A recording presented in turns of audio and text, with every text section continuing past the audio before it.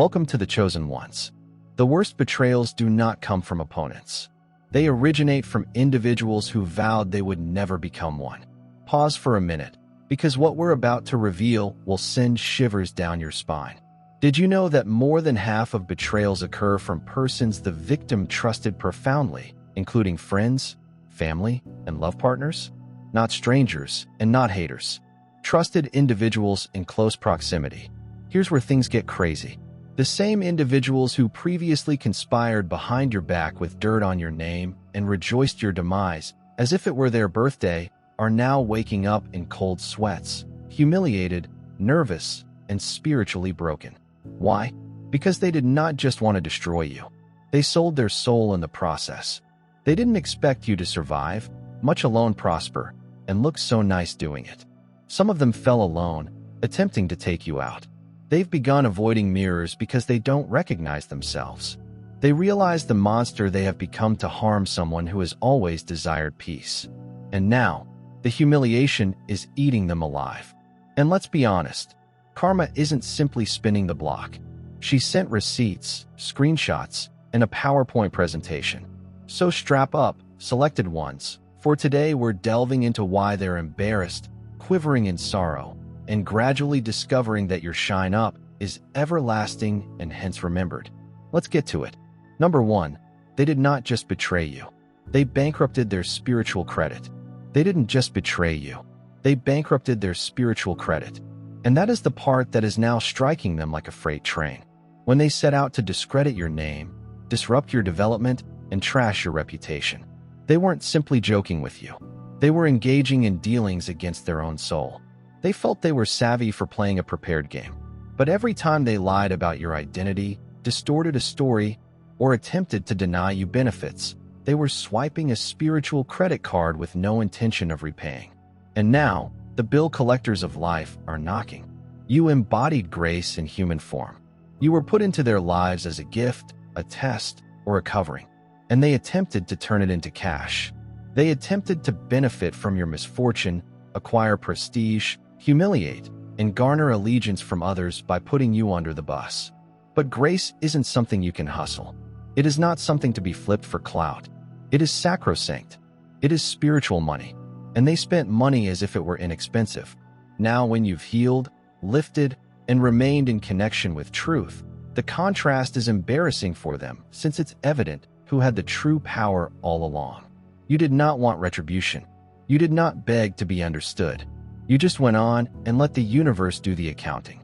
And now they realize that while they were attempting to tarnish your reputation, they were destroying their own credibility.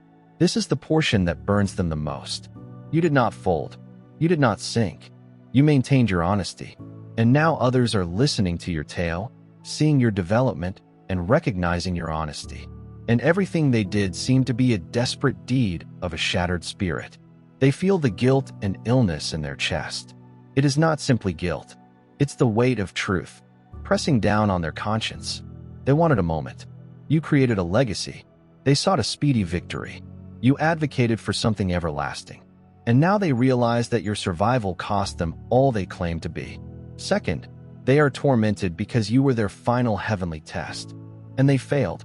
They're not simply embarrassed that you made it. They are humiliated because, deep down, they know you were their last test, and they failed.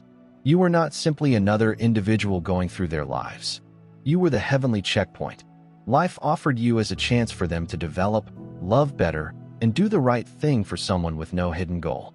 But instead of acknowledging the assignment, they saw you as a danger. Instead of being loyal, they chose ego. And now that everything has unraveled, the weight of the truth is beginning to overwhelm them. What bothers them the most is how evident it has become that they are being tested. They were given someone unique, pure, and sent to raise them. They mishandled it. They ridiculed what they were supposed to be protecting. They slandered something they should have protected. The worst aspect is that they did it in public, believing that there would be no consequences. However, the tables have now turned. The folks who attempted to impress with your demise are now watching you soar. Those who formerly murmured falsehoods are now doubting them since you didn't need to yell or expose anybody. Your progress, elegance, and strength, that is what is now speaking the loudest. and it's making people reconsider every lie they've ever believed about you. The guilt they're experiencing isn't only from being caught. It's the understanding that they've missed their opportunity. You were the mirror. They declined to check into it. The fundamental problem never concerned you. It was about what your presence revealed in them. Their uncertainties and unhealed hurts. Their envy. Instead of mending, they attacked. Instead of uniting, they sabotaged. They are now sitting with it, and it is really loud. Because after the exam is finished, you cannot retake it. The harm is done. The door is closed. And that's a sorrow they'll have for a long time. Not only did they lose you, but they also overlooked a heavenly presence, failed a spiritual test, and threw away something valuable in order to defend their ego. That kind of humiliation does not disappear. It lingers. Now there is quiet on their end. That is not peace. That is the sound of realization sinking in. Number 3, they exchanged entrance to the ark for cheers from the flooded. They picked the crowd over the call. That's where everything went wrong. You were the ark and saw something sacrosanct. Something sent to protect, elevate, and propel individuals to a higher level of existence. But they were unable to notice it. Instead of appreciating what you brought to the table, they attempted to mock you in front of those who were already drowning in their own turmoil. They gave up access to something heavenly in order to get the favor of those who would not see value if it was there in front of them. Glowing. And now that life has revealed the reality, they are filled with a terrible humiliation that makes their skin crawl. They didn't know the people they impressed had nothing to give them. There is no love, loyalty, or protection, just momentary adulation and mutual bitterness. They insulted your brightness to blend in with others who remain in the dark. They assumed that telling you the joke would make them the star. But now they are the only ones remaining, stuck in the same quagmire they attempted to plunge you into. So what hurts the most? The same individuals who deceived you have no regard for them. They were just beneficial at the time, disposable after the drama had subsided. They now realize who you really were. Not weak, naive, or insignificant, but an ark, shield, and lifeline. And they missed it because they were too busy trying to be accepted by individuals who couldn't even support themselves. It's not only humiliation. It's a spiritual sorrow, since they lost more than simply a friendship or connection. They lost favor. They lost the covering. They missed up on an opportunity to progress. The deluge they scoffed about has now swallowed them entirely. The shame isn't only that you've left. It's that you were correct the whole time. They now know that by pushing you away, they did not acquire freedom. They acquired nothingness. You have just what they needed to survive. They exchanged it for gossip and groupthink. That is a mistake they cannot repair. And that type of guilt not only stings, but also leaves scars. Number 4, they didn't just lie about you. To do this, they had to take on demonic characteristics. They didn't just lie about you. To make it work, they had to transform into something dark and twisted. You were genuine. You were real. You were not flawless, but you were honest. And when someone like you enters into a room, everyone feels it. You travel light, and that light reveals vulnerabilities, hidden ambitions, and covert jealousy. And for some individuals, particularly those wearing masks, your presence seemed frightening. So, rather of dealing with their own image, they chose to shatter the mirror. You. But here is the reality. To make up the falsehoods they uttered, to persuade others to turn against you, to alter whole narratives about you, they had to bend themselves into an unnatural position. They had to murder portions of their own soul. Because you can't kill someone who is anchored in truth without delving far into falsehood. It was not a petty action. It was a complete transition into something horrible. They have to use planet strategy. Guys repeated the same falsehoods till they seemed to be true. They had to observe your movements. Pick apart your goodness, weaponize your weakness, and use your silence as evidence of actions you never took. That's not just rumors. That is spiritual warfare. And they decided to fight nasty. The fact that none of it worked is what's really bothering them. You did not collapse. You did not respond in the manner they expected. In fact, you became stronger. You seemed brighter. And now they must confront the consequences of their actions. They are addressing themselves rather than you. Because in their attempt to make you appear like the adversary, they become the villain in their own tale. That humiliation is distinct. It's more than simply remorse. its realization. A profound, weighty realization that they had become someone their former self would have despised. Even if they apologize and attempt to make things right, the metamorphosis that caused them to injure you cannot be reversed overnight. They crossed a spiritual boundary, and they are now unable to identify who they have become. Number 5. Your art is their mirror, and it is destroying their veneer. Chaos cannot accomplish what your piece does. Not only is the truth being revealed to the world, but also to them.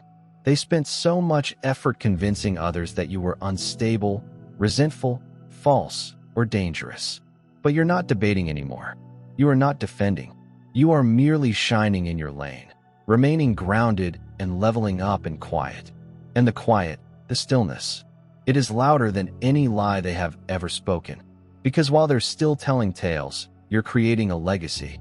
That kind of peace is disarming. They can't bear to watch it. Not because you're flamboyant or pompous, but because your totality mirrors everything they claim to be but couldn't achieve. Your component functions as a mirror. Clean store is unavoidable, and what it shows them isn't appealing. It reveals their envy, manipulation, and inability to adapt. You are living evidence that healing is possible, which they despise since you accomplished the inner work while they just caused harm. The facade they created was never about the truth. It was all about surviving by illusion. They needed to be shown as the victim, the hero, or the wronged. And now your peaceful presence has destroyed everything. You are not broken. You are not desperate. You are not bitter. You are at ease. And peace is evidence. It proves that you were never what they claimed. It shows that you outgrew the pandemonium. And it demonstrates that they are still caught in the disaster they created. They avoid your name today, not because they forget, but because remembering you drives them to recall what they did. Every lie they uttered, every phony tear, every questionable discussion. Your existence serves as a spiritual mirror, and they can't bear what it reveals.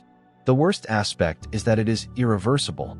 They may attempt to rebuild their image, but the truth does not go away, because when your name comes up, people can see it clearly. You're at ease, and they're still performing. And that contrast is awful. Number 6. They grew hooked to attempting to break you. They are now removed, empty, and exposed. They didn't just aim to break you. They became hooked to it. It became their full-time work, morning, noon, and night. Their attention was focused on you, what you were doing, how you were surviving, and who was helping you. They thrived on the prospect of watching you collapse at any given moment. You remained mute. Every time you rose after they believed you were done, it pushed them more into obsession and wildness. They had no idea how far gone they were. They couldn't get enough of your resilience. It made them ache from frustration. They wanted you shattered to feel whole.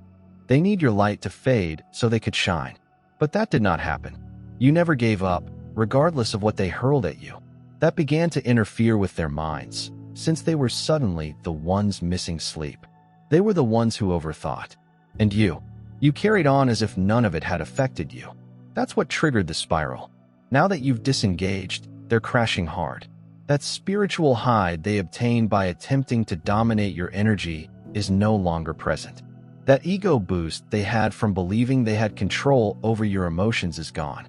They are left with an echo chamber of humiliation, hatred, and unresolved questions. Obsession always reveals weakness, and they're completely exposed now. People are coming to realize that their whole personality revolved on loathing you. The lengths they took to undermine you are beginning to seem insane. They told on themselves without realizing it. And now, the withdrawal is terrible. They can't get the same high anyplace else. Because it was not about you individually. It was about what you represented. You stood for something. They were too terrified to be healthy, entire, and unbothered. And now that you've left, they're stuck following a phantom. There is no purpose or direction. Just repeating the same strategies, expecting for a result that will never materialize. That's spiritual torture, a combination of guilt, emptiness, and addiction, with no end in sight. They attempted to make your demise their goal. They now have no identity without you. That is not simply karma. It's spiritual exposure at its best. Number 7. They are humiliated because you are the proof. Their justifications simply not work.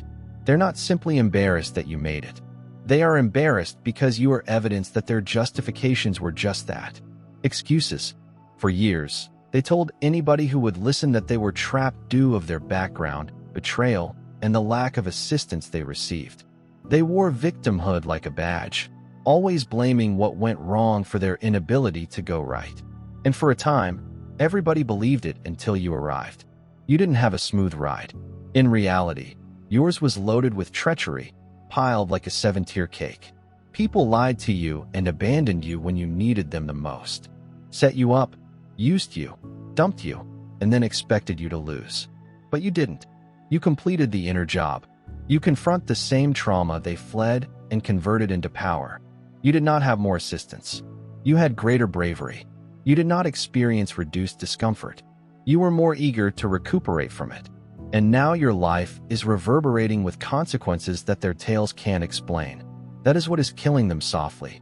Because when they attempt to play the victim, people mention your name. You were the antithesis to every reason they offered.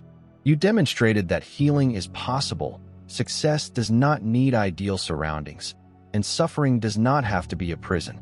You turned every setback into a stepping stone. While they continued to recycle the same wound as if it were a personality attribute, the reality hurts when the person you despise becomes your mirror and not in the manner you wanted. You've become the benchmark, the measuring stick, the living, breathing reminder that the true problem was not the suffering they were experiencing. It was their unwillingness to learn from it. Even they are aware of this now. They are not just embarrassed of how they treated you. They're embarrassed that you proved them incorrect without even attempting to. You did not argue. You did not call them out. You just kept going. And that quiet, obvious accomplishment is what has them choking on their own stories. Because the world now understands you were never an excuse. You were the naked truth. Number 8. They portrayed you as the villain to explain their sloth. They refused to perform the task, therefore you became the issue. It wasn't that you were dishonest, manipulative, or deluded. It's that you were all they knew they could be, but refused to be. You had discipline while they made excuses. You set limits while they pleaded for affirmation. You were focused while others were browsing, chatting, and delaying, and rather of being inspired, they became defensive. So what did they do? They revised the tale. They needed to make your success seem strange. They wanted your work to exude pride, confidence, arrogance, and a false sense of recovery. Because admitting you were genuine would force them to confess they were lazy, and the truth was too heavy for their ego. They didn't just chat behind your back. They intentionally attempted to turn people against you. They described you as challenging, troublesome, and even unstable. Not because you were, but because it made them feel better about the status quo. They need a villain in the tale so that they could remain the hero of their own mediocrity. And, unfortunately for you, they chose you. But here's a narrative surprise they never saw coming. Truth has a way of maturing gracefully. Your activities, consistency, and outcomes. Those facts shouted louder than their falsehoods ever could. People are now beginning to connect the dots. You were not flawless, but you were genuine. You weren't perfect, but you were honest. And all of the labels they gave you started to break apart. Now they are ashamed that they built their whole identity on knocking down someone who merely performed the job. You did not manipulate. You matured. You did not fake it. You concentrated. And that fact is seeping in because you never had to defend yourself, expose anybody, or cleanse your reputation. The truth has done it for you. Now they're left with just guilt. Because the only thing you were ever guilty of was turning up for your life while others made excuses.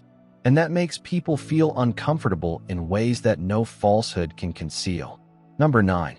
They're devastated because even those they misled to are now admiring you. They believe that turning people against you would bury your light. They didn't comprehend that true light doesn't need clearance. It just glows. They worked tirelessly to damage your reputation, and they were so sure in their abilities. They distorted tales, exaggerated details, and portrayed you as undeserving of respect, love, or success. For a time, it seemed like they had won. People became chilled. You were alone, misunderstood, and misjudged. But you remained quiet, steadfast, and planted. The tables have flipped, and the same people who turned against you are now cheering for you. openly supporting you, citing you, and appreciating your progress. That's the bit they never planned for. Because when someone bases their whole ego on portraying you the villain, seeing you become the inspiration stings in areas they never imagined shame could reach. Not simply because you're winning, but because their small army realized they were never the issue. Realizing that all of the plotting, gossip, false tears, and meticulously prepared lies were for nothing is a profoundly humiliating experience. You didn't simply outgrow the mess, you outlived the story. And now they're being exposed not just to others, but also to themselves, since your triumph did more than simply cleanse your reputation. It underlined their diminutive size, spiritual immaturity, and reluctance to progress. Every praise you get now seems like a smack to their ego, since they know they did all they could to stop it but failed. Even worse, they know those folks will not return to them. The people they used to gossip with are now following your adventure. Those who formerly questioned you are now defending you. That type of transition is devastating when you've turned someone else's failure onto your own. Now they are sitting in the rubble of their own character, watching the one they attempted to destroy become the template. That guilt is more than simply personal, it is public, and no lie is large enough to hide behind anymore. Number 10. They had no idea you were their covering until the storm struck. They assumed you were simply another individual in their lives, someone they could abuse, speak down to, or control with impunity. What they didn't comprehend was that your presence provided security while they planned behind your back. You were unintentionally standing in front of them, taking strikes they never saw coming. You weren't just linked to them. You were protecting them spiritually, energetically, and emotionally. And now you are gone. The hurricane they never saw coming has arrived in full force. Things began to fall apart the minute you drew back, not because you cursed them or intended to hurt them, but because you took your light with you. You were the one who intervened in quiet, holding space, expressing life, and maintaining calm in areas when turmoil threatened to explode. You were the barrier between them and the consequences of their own spiritual disaster. They didn't know. They couldn't know because if they had, they would have admired you. Instead, they targeted the one thing that kept them afloat. Now they're sitting in the ruins of their own lives, wondering why everything is falling apart. Finances are drying up, relationships are breaking apart, and tranquility is nowhere to be found. And deep inside, they know precisely when it began and when you left. That's the bit they can't get past. Realizing they were never the source of their own stability. You were not because you were faultless, but because you were protected and decided to share that protection. They did not lose any friends, partners, or connections. They lost a heavenly umbrella. And now, every drop of the rain serves as a reminder of how horribly they misrepresented the same person they attempted to defame. Disrespect and abandon were what kept the deluge at bay. That type of embarrassment doesn't only hurt, it breaks something. Because when someone discovers they've sabotaged their own protection, it's more than simply guilt. It's regret with implications. There's no one left to blame. The reality is apparent. They never had influence over you. You had control over the storm. And now that you're gone, they're experiencing everything you used to block number. They botched your attempt to impress individuals who can't spell loyalty. They felt that putting you under the bus would gain them stripes. They feel that betraying you will make them seem powerful, attractive, and in charge. So they distorted the tale, played the victim, and handed your loyalties over to individuals who wouldn't lift a finger for them all in exchange for a few claps, nods of approval, and a little time in the limelight. But now the audience has gone silent, leaving them with just the sound of their own shame. The individuals they attempted to impress do not understand the concept of loyalty. They choose theatrics above the facts. They root for the loudest tongue, not the purest heart. So, while you were being stable and grounded, they were busy seeking approval from individuals who couldn't spell integrity. They now have nothing to show for it. Because phony pals can't keep you down when life becomes real, and treachery never buys peace. They did not merely fumble. They revealed themselves to you. They demonstrated how cheaply they can be purchased, how anxious they are to be loved, and how willing they are to barter something holy for something throwaway. You were never an issue. You were the gift, the anchor, the one who always had their back, even when they didn't deserve it. However, they chose gossip over grace, hype over humility, and clout above character. And now they sit surrounded by individuals who only come around when there's tea to spill or attention to be had. There's no true support, no foundation, just artificial chuckles and blank circles. Meanwhile, the person they lost is prospering, respected, exalted, and unconcerned. That is the portion that burns because they are aware of what they have given up. And it was more than simply a romance. It was an opportunity for actual development, healing, and elevation. They did not just fall from your grace. They hurled themselves down the cliff in an effort to appease an audience that didn't care. That is not merely an error. This is a dishonorable legacy, and no amount of backtracking will disguise the reality. They did not lose you to the world. They offered you a path to it, a number. They learned too late that destroying you would not fix their brokenness. They came at you as if they were going to take you down. I would build them up. They persuaded themselves that if they could just shatter your spirit, shame you, or drag your reputation through the mud, they'd feel strong. Perhaps that would reduce the noise inside.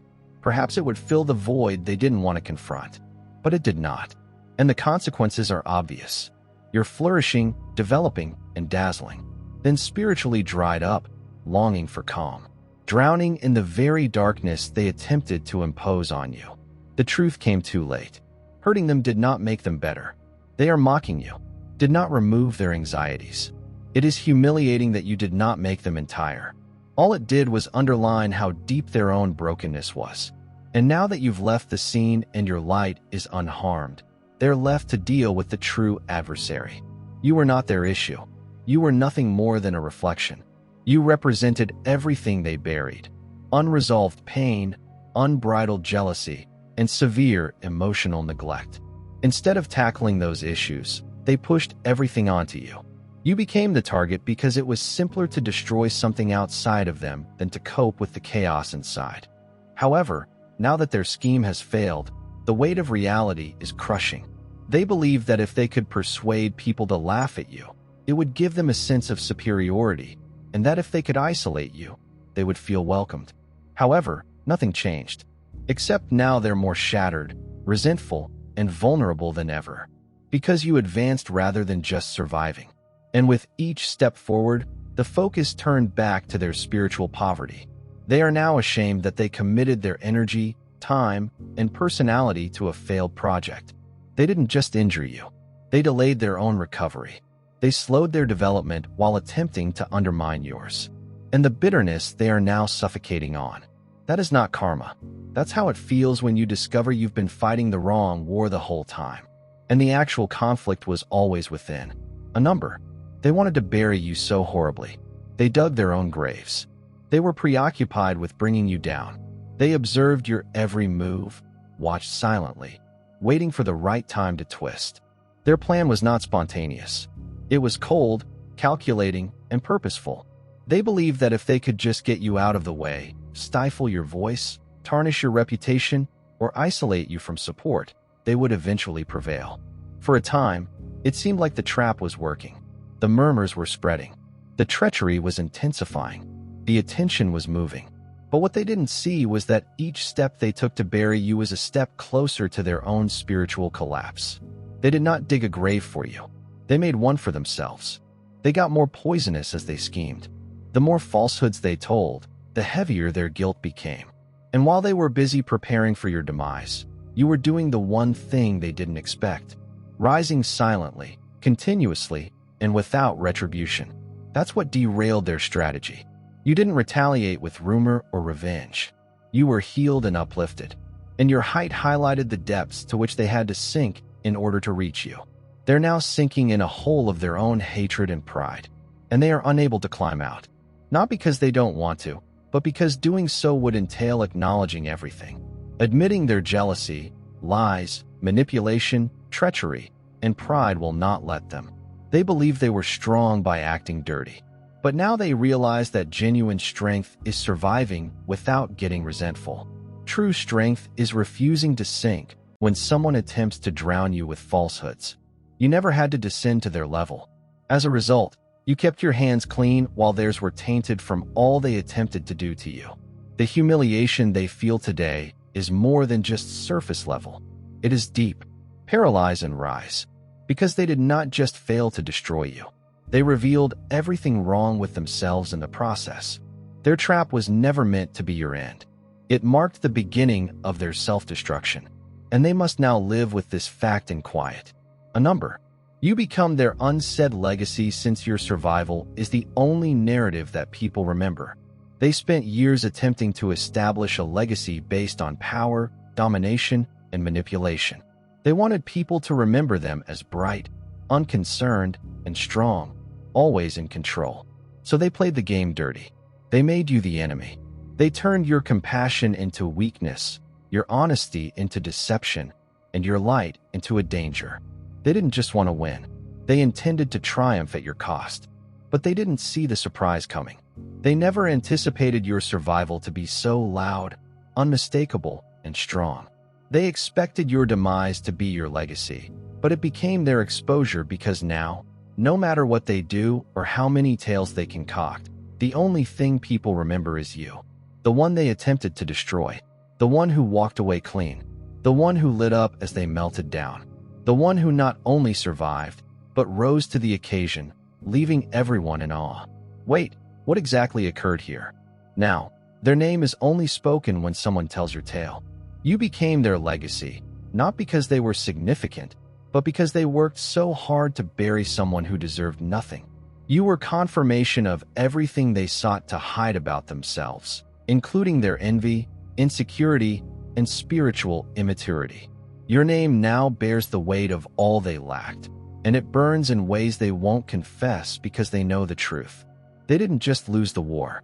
They squandered the opportunity to be remembered for something genuine, anything nice. Their legacy is not based on what they created, said, or achieved. It is in how far they were prepared to go in order to stop someone who never fought back. And every time your name is lauded, respected, or promoted, it brings their guilt back to the surface. You did not just win.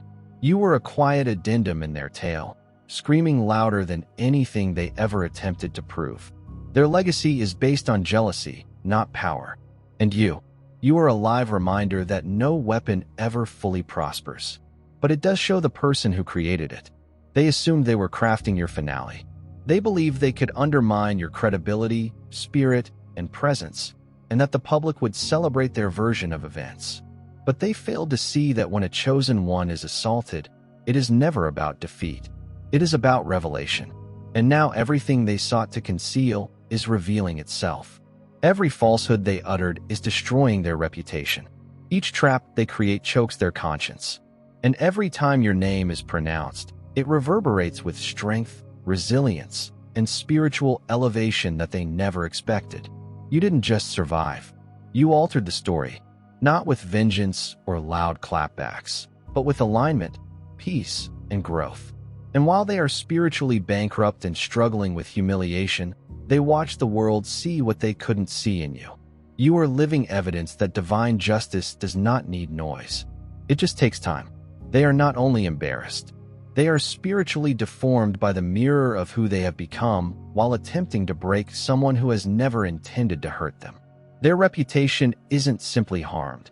It's rewritten because the truth has a strange way of rising to the surface, particularly when someone attempts to establish their legacy by assassinating another character. Your glow now illuminates their descent. Your development has become their mirror, and your mere existence is the lesson they can't escape. Killing someone with divine favor only brings heavenly retribution. And no matter how thoroughly they planned, how effectively they lied, or how much attention they received, none of it could compare to the spiritual power you have just by being yourself. You are not merely a sabotage survivor. You're the standard, the tale, the facts, the yardstick that haunts their poor performance. And while others are in the rubble of their ego, you continue to soar. Not because you want retribution, but because you were never intended to be buried. They attempted to write your conclusion in humiliation, but heaven flipped the pen and made you the start of their unraveling. So go confidently, chosen one. Your quiet sounded louder than their plots. Your work revealed both their conflict and your brightness. It's the only thing that history will remember. If this letter touched your heart and validated what you've been feeling deep down, don't simply scroll away. Make sure you're a part of the adventure. Subscribe to the channel to ensure you never miss another soul-stirring message. Like the video.